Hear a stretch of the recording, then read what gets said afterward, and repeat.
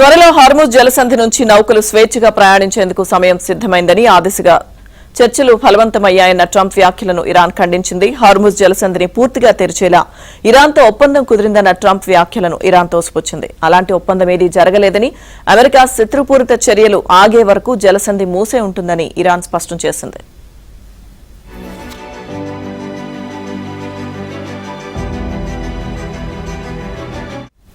కాగా హార్ముజ్ జలసంధికి సంబంధించి America Iran చర్చలు ఇవాళ పూర్తి కానున్నాయి. త్వరలో హార్ముజ్ జలసంధి నుంచి నౌకలు స్వేచ్ఛగా ప్రయాణించేందుకు సమయం సిద్దమైందని అమెరికా మంత్రులు చెబుతున్నారు. ఇరు దేశాల చర్చలు తుది దశకు చేరుకున్నాయని, హార్ముజ్ పై ఏకాభిప్రాయానికి వచ్చినట్లు అమెరికా విదేశాంగ మంత్రి మార్కో రూబియో తెలిపారు.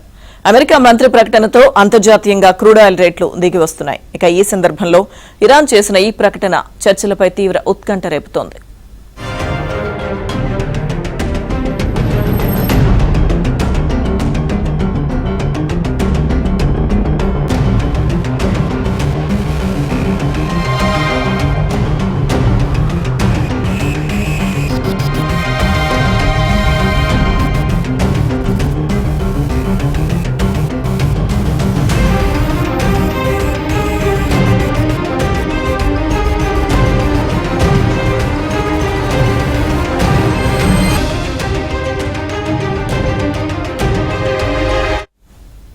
హార్ముజ్ జలసంధికి సంబంధించి అమెరికా ఇరాన్ చర్చలు ఇవాళ పూర్తి కానున్నాయి. త్వరలో హార్ముజ్ జలసంధి నుంచి నౌకలు స్వేచ్ఛగా ప్రయాణించేందుకు సమయం ఆసన్నమైందని అమెరికా మంత్రులు చెబుతున్నారు. ఇక ఇరు దేశాల చర్చలు తుది దశకు చేరుకున్నాయని, హార్ముజ్ పై ఏకాభిప్రాయానికి వచ్చినట్లుగా అమెరికా విదేశాంగ మంత్రి మార్కో రూబియో తెలిపారు. అమెరికా మంత్రి ప్రకటనతో అంతర్జాతీయంగా క్రూడ్ ఆయిల్ రేట్లు దిగి వస్తున్నాయి. ఇక ఈ సందర్భంలో ఇరాన్ చేసిన ఈ ప్రకటన చర్చలపై తీవ్ర ఉత్కంఠను రేపుతోంది.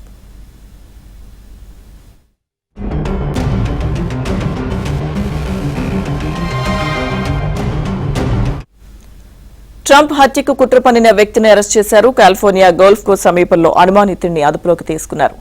నిందితుడి దగ్గర నుంచి తుపాకీని స్వాధీనం చేసుకున్నారు. నిందితుడి ఇంట్లోనూ తనిఖీలు చేశారు. భారీగా ఆయుధాలను స్వాధీనం చేసుకున్నారు.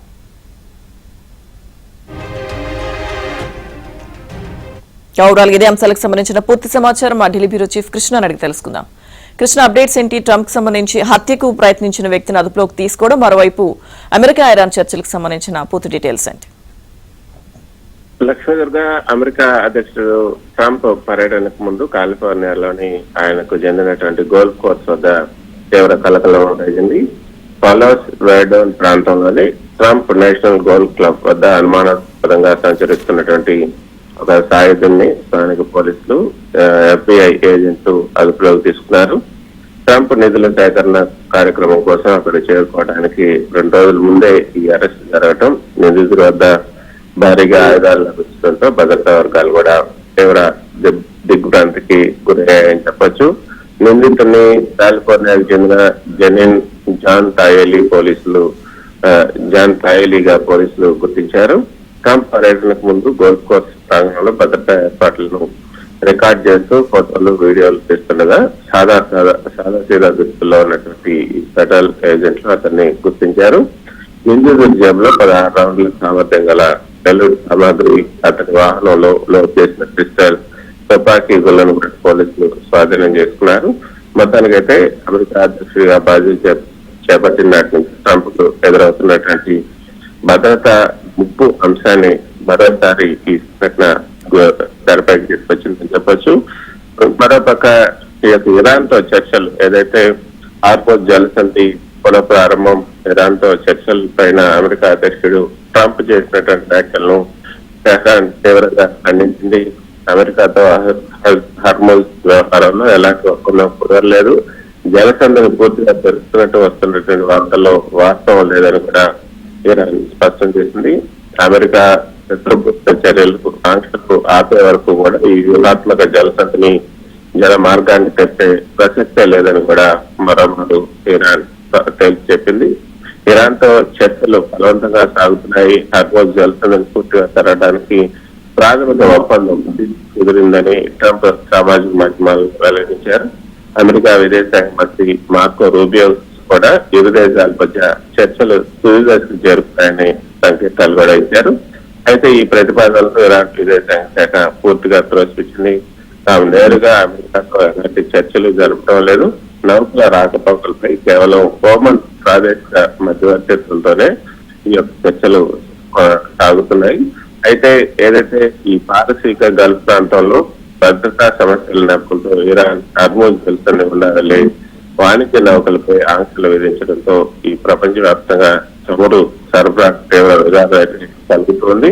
మొత్తానికి ప్రపంచ చమురు రవాణాలో 5వ వంతు జరిగే హార్మోజ్ జలసంధి ప్రస్తుతం అగ్రరాజ్యం ఇరాన్ల మధ్య బల ప్రదర్శనకు వేదికగా మారిందని చెప్పొచ్చు.